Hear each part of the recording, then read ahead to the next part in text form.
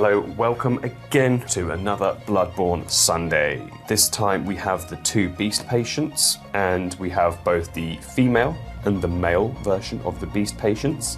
One with this raggedy cloak and one completely without. Let's just get stuck right in with painting the female Beast Patient first, and then we can take a look afterwards at painting the male one. They're relatively simple, so it should be quite straightforward to do these two. So yeah, let's do it. A corpse should be left well alone.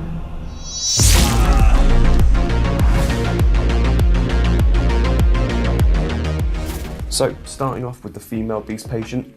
It's a relatively simple design because it's mainly just the cloak. All we need to do is just do some zenithal highlighting over the top, generate some nice shadows and contrast, and then we can work in some cloak colours, paint in the fur and the body underneath, and then add in some blood. So I want to zenithal highlight. It's not, a compulsory part of the painting. It's just something I always like doing with this sort of thing, especially with cloaks, because you can generate some really nice contrast between light and dark, and it can map out a good light source for you, so you know where you can add in your lighter shades to darker shades.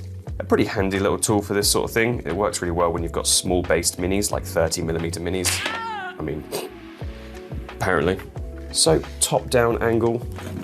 You can see that I've already primed them black, which is what I do when I zenithal highlight. I prime them black, and then I spray on with some white, and we get that nice contrast. So that's how the sort of contrast works. So we've got that nice, really bright upper part here on the top towards the shoulders and the head, fading out towards the dark sort of like bits that sort of like tuck in underneath away from the light source. Now, I'm no doctor, but I can tell you that the diagnosis for this patient is fucked.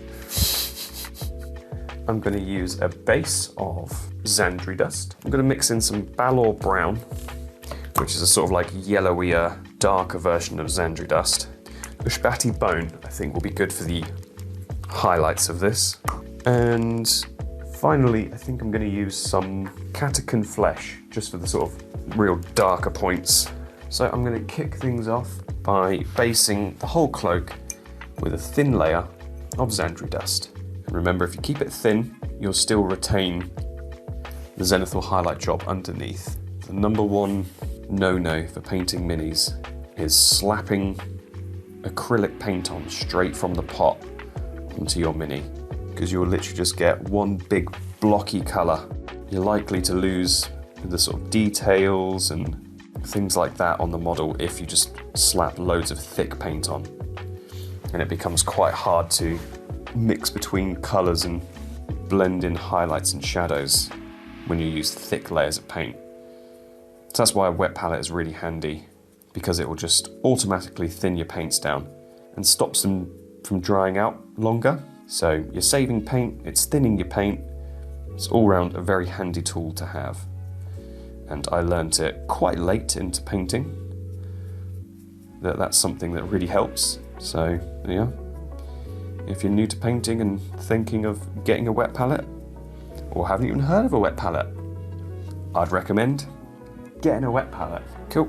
And what I probably will do is the sort of inside of the cape. I'll base that with Catacan flesh. It's what I'll be using as the shadowy colour, so I may as well just use it for the inside of this cloak. So what I'll do is I will take a smaller brush, and I'm going to map out some areas with Balor brown.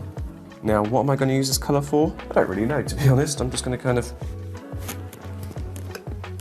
make it up, see what happens. So I'm thinking maybe like a sort of mid-tone kind of thing, just to kind of break up the sort of sandy tone. We sort of add it to the shadows perhaps, and it can be sort of like the mid-colour between the Xandri dust and the Catacan flesh, That's my thought process as far as I've thought about it. We'll just see what happens. So all I'm kind of doing is just following the guide of the zenithal highlight. All the sort of darker areas and the sort of recesses within the cloak, like all the little wrinkles and deep parts, I'm just adding a thin layer of this Balor brown too. That's it with some Balor brown added in.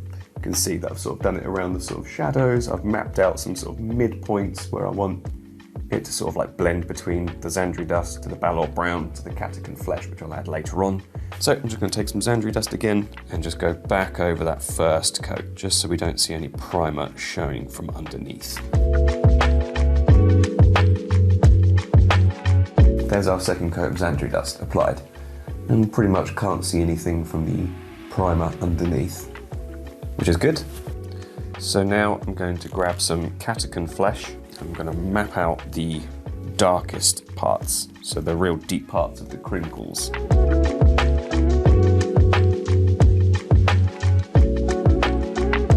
Okay, so there's our catacomb flesh mapped out. So we've got these sort of like strong dark brown lines there. Just going to take some glazes between these colours just to sort of bring them closer a bit, sort of even out these harsh transitional lines.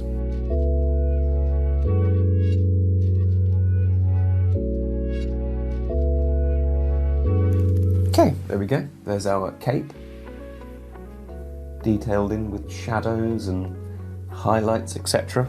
And I think one thing that would be quite nice to do will be to add some Seraphim Sepia, just a very, very thin, and I mean thin, wash of this over the cloak. Just kind of tie the tones together, and also it sort of like oldens the material, you know, sort of ages it, not olden's not a word, ages the material. There we go, nice. I like how that's looking. So next up, we should do the fur, just because we'll need to do the wraps on top. I think let's start off with some Skaven Blight Dinge as the first base colour. Not a huge issue if it accidentally overspills onto the wraps, because we'll be painting those on top of all of this, so we can fix any mistakes after.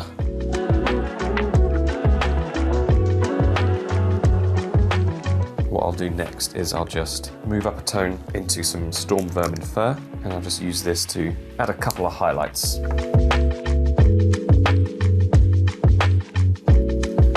Okay, so we've got some Storm Vermin Fur and Skaven Blight Dinge on the fur. Probably quite hard to tell, but because it's quite dark, but that's that done. So we're going to let that dry for a sec, and then once it's dried, I'm going to apply a very small, thin amount of Agrax Earthshade, and this will literally just be to add a bit of contrast to the fur, to which we can dry brush on some highlights later. So the Seraphim Sepia has dried on the cloak, so I'm going to grab a dry brush and the Ushbati bone, and I'm just going to gently dry brush on, kind of even stippling at this point, just the highlights with the Ushbati bone. Barely any paint on the brush. Like so. Just adds in some extra sort of highlight to it. And I'll do the same thing, but with some Dawnstone. And I'm just going to do that to the fur. It's going to be a little bit trickier, simply because the area to work with is so small. Last thing we need to do is the wraps. So for that, I'm going to base them with some Moorcast Bone. It's just a sort of like bit of a brighter base paint than Xandri dust, to which we can add brighter highlights to, just so they stand out a bit against the cloak. So, okay, there's our base on the wraps done. Because they are quite light, I'm going to go round now with a thin wash of Seraphim Sepia, because then I can add some brighter tones to it after, rather than adding on the bright tones now and dulling them all down together. But this just helps add some contrast to the dark recesses. It just settles in nicely within them. Cool, and just let that dry for a sec. And while it's drying, I'm gonna take some Ushbati bone, and I'm just gonna edge highlight the cloak.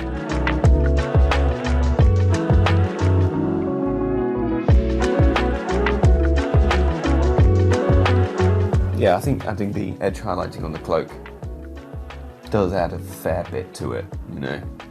Brings out those highlights really nicely.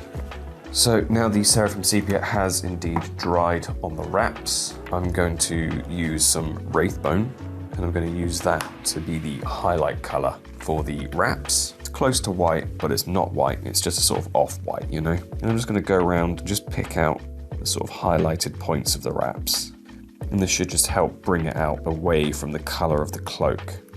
Now, my microphone did cut out at this point, so I just want to say that I've grabbed some of my Flesh Tearers red contrast paint just to do my blood splattering effects and just flicking the paintbrush onto it to create those splatters, and just adding in some coagulated blood towards the bottom of the cloak just to build up that nice dense blood.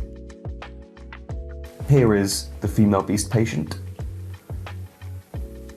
finished and in all her glory. I really like the kind of faint blood splatter. I think it's a nice effect. It doesn't take away and detract away too much from the actual details of the cloth itself. And then the nice sort of build up at the bottom of the blood, I think, is a cool effect as well. We can now safely move on to the male beast patient. So he's going to be significantly easier because there's a lot less to do. I'm going to base all of the fur with some Skaven Blight Dinge. Pretty much exactly what we did for the female beast patient. It's going to be Skaven Blight Dinge, highlight with Storm Vermin Fur, add in some shader, bring in some Dawnstone.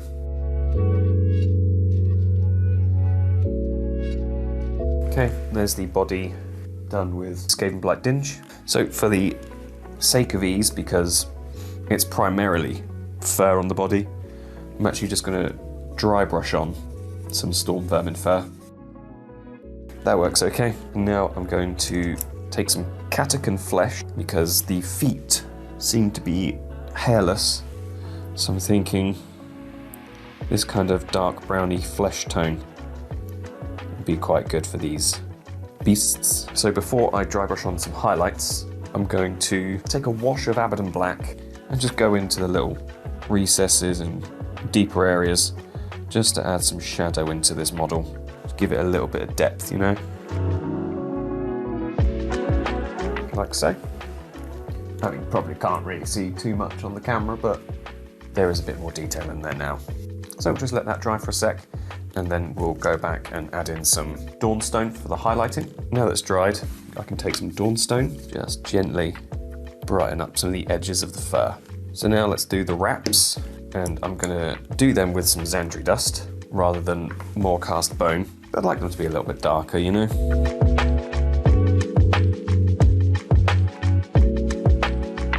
There's our wraps painted in with some Xandri dust. So what I'm going to do is what we did with the last one. Just going to cover it in some Seraphim Sepia, then let that dry. Seraphim Sepia is dried. I'm now going to add in some highlights with some Wraithbone.